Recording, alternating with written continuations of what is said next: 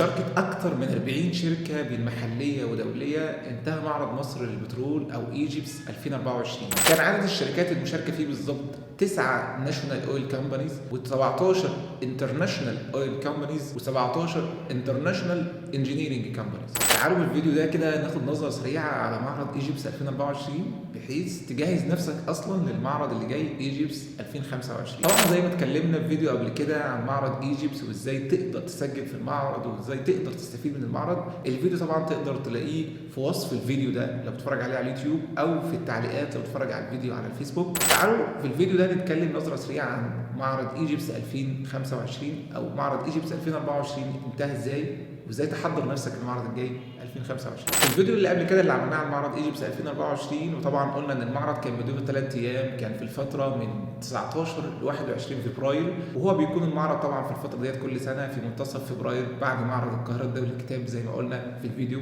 اللي قلت لكم عليه. طبعا قدرت احضر الحمد لله في المعرض ده يومين، كان اخر يومين في المعرض اللي هم 20 و21، واللي اسعدني اكتر ان انا كنت مع طلبه من كليتي، وده شيء اسعدني جدا، وهو اهتمام اداره الكليه واهتمام الطلبه نفسهم ان هم يحضروا معرض زي معرض مصر للبترول علشان يحتكوا بالمجال ويحتكوا بالمتقدمين والمختصين في صناعه البترول او في صناعه الاويل اند جاز اللي هي تمثل مستقبلهم بعد كده، بحيث يقدروا يبنوا علاقات ويقدروا يعرفوا ايه الجديد وازاي يستفيدوا من المجال ده وازاي يلاقوا فرص شغل بعد كده في مجال الاويل اند. طبعا حضورك في المعرض كطالب مش هتلاقوهم بيوزعوا فرص شغل كده للي عايز يشتغل، انما حضورك في المعرض كطالب حتى لو معرفتك اسماء الشركات وتخصصات الشركات ديت اللي هي بتمثل مستقبلك او المجال اللي انت شغال فيه، فده مكسب كتير بالنسبه لك. طبعا اول ما بتوصل لارض المعارض بتبدا تدخل المعرض، والمعرض طبعا بيكون في عندك 3 هولز او 3 صالات قاعات كبيره. طبعا بتدخل على اي ريجستريشن موجوده لو مكان التسجيل، وبتوريهم الكيو ار كود اللي موجود معاك. الكيو ار كود ده اتبعت لك لما انت سجلت على الموقع الخاص بايجيبس، وبيتبعت لك على الميل كيو ار كود، بتوريهم الكيو ار كود وهم على طول يطبعوا لك اي دي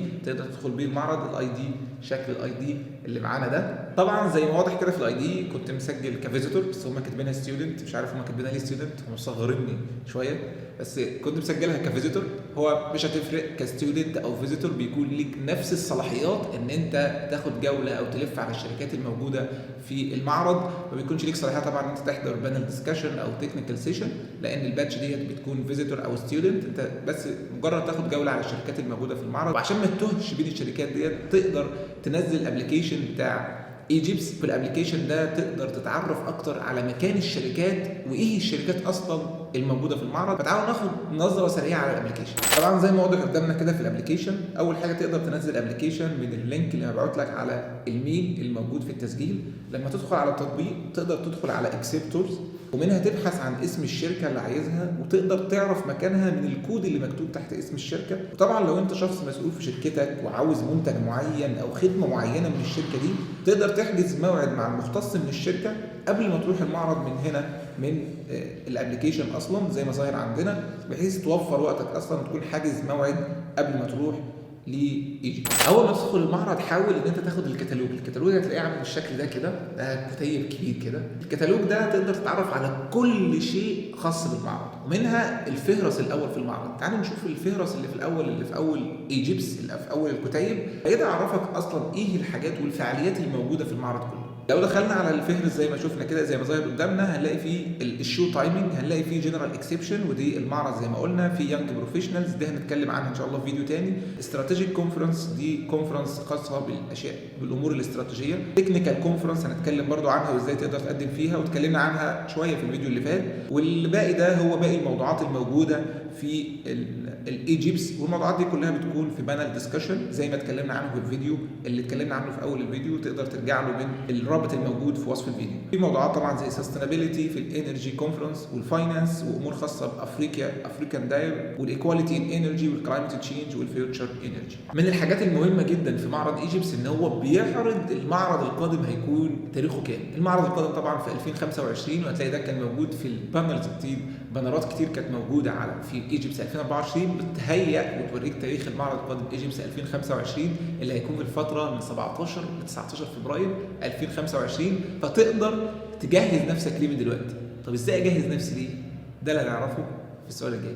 اولا لازم نعرف ان معرض ايجيبس مش معمول مكان ان انت تلاقي فيه فرصه شغل، هو في الاساس مش معمول عشان كده، هو ممكن وسيله حاجه تساعدك في كده، انك تبني علاقات مع مسؤولين مختصين ومهندسين في شركات كبيره تقدر تكون فرصه ليك بعد كده ان انت تلاقي فرصه عمل مناسبه. بس مش ده الاساس، المعرض زي ما قلنا قبل كده معمول في الاساس كملتقى لكل الخبراء والمختصين في مجال الاويل اند جاز عشان يتناقشوا في التحديات او يناقشوا في الفرص والتكنولوجيا الموجوده في صناعه الاويل اند جاز. وكمان بيكون مكان لعرض اوراق بحثيه اللي هي تكنيكال بيبر من قبل سواء طلبه او حتى خريجين او مهندسين من شركات مختلفه او حتى مؤسسات اكاديميه. طيب ازاي كطالب اقدر اجهز نفسي للمعرض ايجيبس 2025 ان شاء الله عشان استفيد منه؟ تقدر ببساطه ان انت تتعرف على الشركات الموجوده في مجالك، يعني تشوف الشركات الموجوده في مجالك زي مثلا ممكن تكون شركه انتاج بترول، شركه تكرير، شركه انتاج معدات معينه او خدمه معينه في مجالات بترول، سواء حتى لو شركه خدمات. تقدر تتعرف على الشركات دي اكتر، حتى اسم الشركه، الخدمه اللي بتقدمها،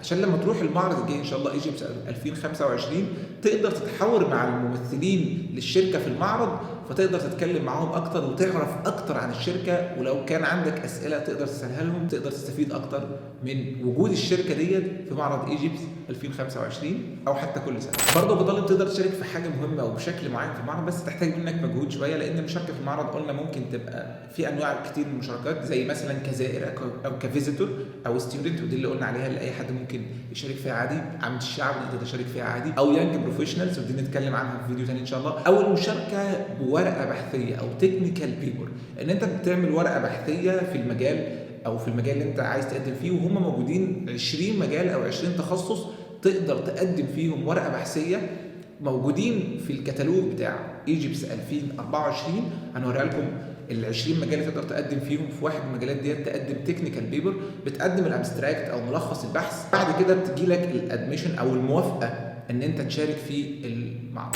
المشاركه بورقه بحثيه او تكنيكال بيبر ده هتحتاج منك مجهود شويه، انك تحضر ورقه بحثيه في مجال من مجالات 20 مجال تلاقوا موجودين في الكتالوج الموجود بخاص معرض ايجيبس 2024.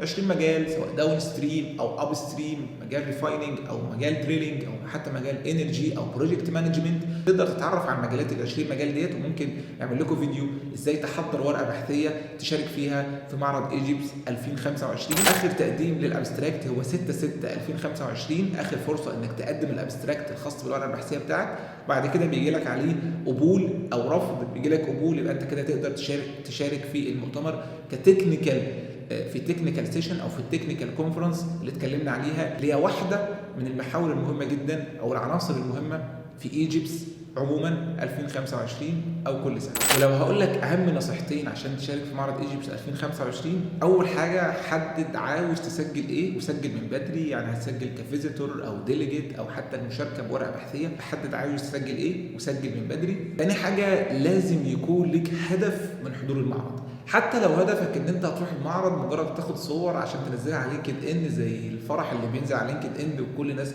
بتشارك بالصور بتاعتها ان هي شاركت في معرض ايجيبس، ده هدف في حد ذاته. بس اعرف ان حب الظهور بس ده مش هدف، انما خلي هدفك الاساسي انك تشارك في المعرض وتختلط بالمختصين والخبراء في المجال عشان تكون في يوم من الايام ان شاء الله واحد منهم. انما صدقني حب الظهور لوحده كده مش حاجه كويسه، لان فعلا حب الظهور قسم الظهور. طبعا لو معاك بقى كتالوج معرض ايجيبس 2024 تقدر تطلع عليه اكتر، ومن الكتالوج ده تقدر تعرف اكتر على مؤتمر ايجيبس او معرض مصر البترول ايجيبس، تقدر تحدد انت عايز تشارك ليه في المعرض. وان شاء الله في الفتره الجايه نحاول نعمل فيديوهات اكتر ازاي تقدر تحضر للمعرض او ازاي تستفيد وتحقق اكبر استفاده من حضورك لمعرض ايجيبس 2025 او كل سنه. السنه قبل ما تقفل في معلومه تانية عايز اقولها لك، هل في مؤتمرات تانية اقدر اشارك فيها غير ايجيبس؟ طبعا شركه دي ام جي ايفنتس هي الشركه المنظمه لمعرض ايجيبس كل سنه، والشركه ديت مش بس بتنظم معرض ايجيبس، انها بتنظم اكتر من 80 ايفنت او 80 معرض في اكتر من 25 دوله على مستوى العالم في مجالات مختلفه زي الانرجي والكونستراكشن وحتى الفود والهوسبيتاليتي. تقدر تعرف اكتر عن الشركه دي. شركه دي ام جي ايفنتس هي شركه تاسست في المملكه المتحده عام 1989 ومقرها الرئيسي في الامارات في دبي. وهدفها طبعا شركه دي ام جي ايفنتس ان هي تجمع الخبراء والمختصين في مجال معين من كل انحاء العالم وتجمعهم في فتره معينه لمناقشه القضايا الهامه والتكنولوجيا الحديثه والتحديات اللي بتقابل المجال ده. طبعا لو فتحت كتالوج معرض ايجيبس 2024 هتلاقي كل المؤتمرات او الايفنتس اللي بتنظمها شركه دي ام جي ايفنتس، وعلى راسها هتلاقي المؤتمر القادم اللي هو هتلاقي مؤتمر بالمناسبه في كندا اسمه كنديان هيدروجين كونفكشن. المؤتمر هيكون في اخر شهر ابريل، في 23 ابريل من 23 ل 25. وكمان هتلاقي في معرض ايجيبس 2025 متحدد، والفتره زي ما قلنا من 17 ل 19 فبراير 2025. في النهايه زي ما بنقول دايما طور نفسك باستمرار، لان العالم متسارع جدا والفرصه فيه هتكون للافضل. وخلي بالك ان نجاح اي شخص بعد توفيق ربنا سبحانه وتعالى هو كونه مستعد. النجاح هو فرصه لاقت منك استعدادا. نشوفكم على خير ان شاء الله في فيديو جديد. كان معاكم عبد الله نبيل، والى ان نلقاكم في فيديو جديد. حافظوا على تفاؤلكم، فمتى تفاءلتم الخير تجدوه. سلام.